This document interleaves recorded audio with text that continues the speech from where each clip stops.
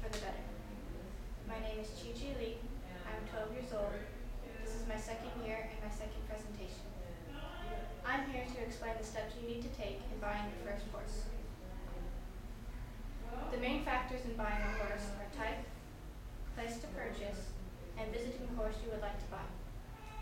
Type covers a large range, but is basically what kind of horse you would like to get.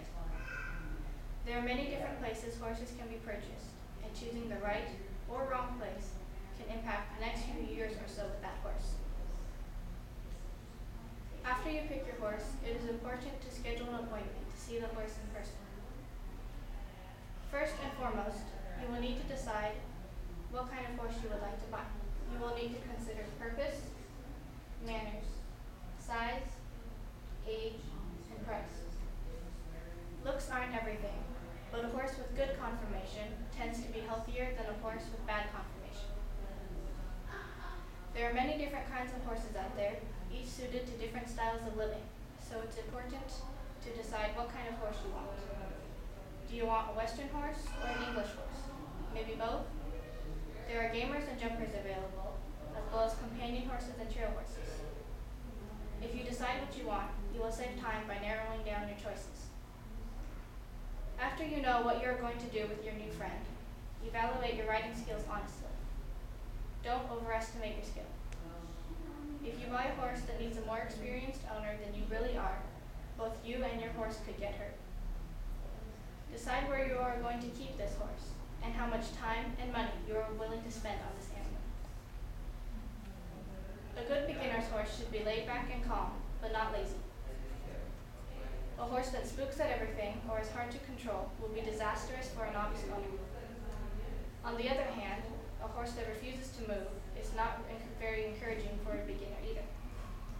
It should have good manners, both when ridden and on the ground, or you can get hurt if the animal kicks or bucks.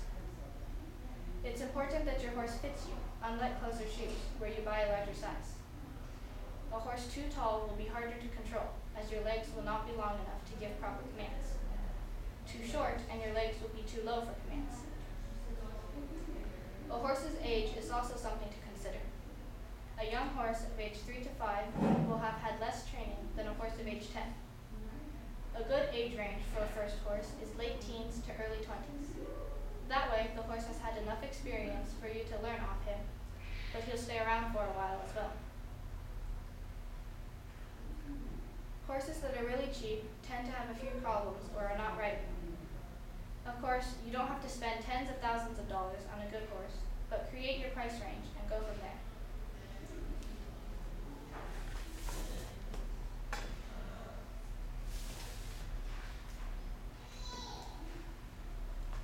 Once you know what kind of horse you were looking for and that you are able to keep it, it's time for horse shopping.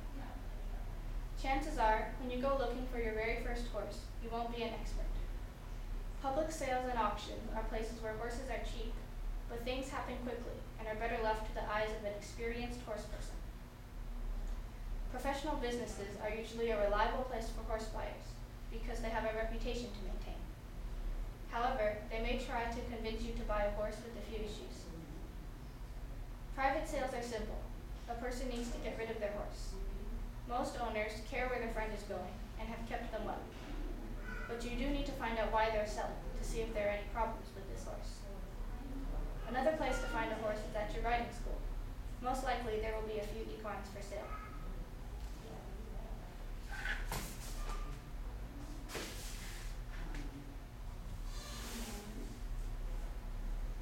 Once you found a horse that suits your needs and you like it very much, call to arrange an appointment to meet her. Ask an experienced horse person to come along to act as witness and offer advice. Explain to the seller what you are going to use the horse for and ask specific questions.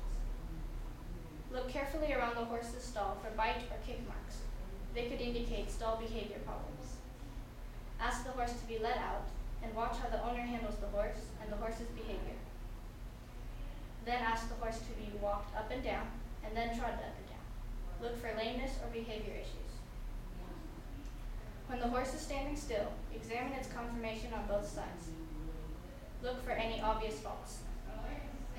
Ask the seller to tack up the horse, again watching for behavior difficulties.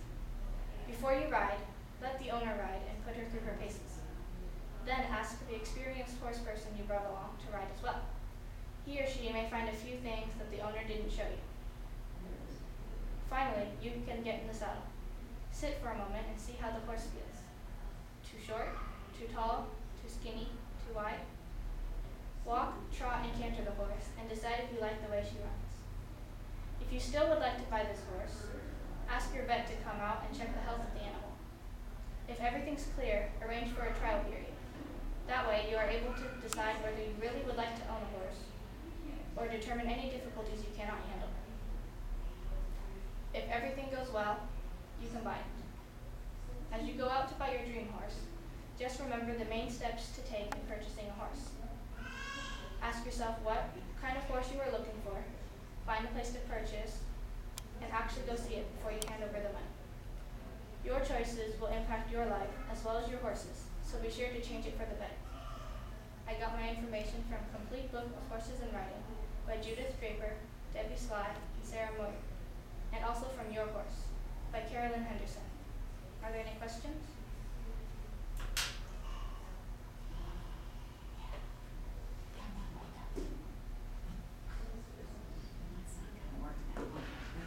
Okay, my first question would be, is it customary to get a trial period when you're purchasing a horse? The question was, is it customary to get a trial period when you're getting a horse? And most owners, like if you go to a private sale, most owners will have done that themselves, and so they'll understand that you want to try out the horse. Or you can come back more than once and to see if the horse's behavior is consistent or if it changes over time. That's a good point. How might you estimate your skill? The question was, how might you estimate your skill? Most of the time, if you want to buy a horse, you're going to have ridden the horse before or taken lessons. So you can ask your riding instructor. Getting back to the trial period, how long a trial period is it? Is it a month? Is it several months? Is it a few weeks? The question is, how long is a trial period? And that usually depends on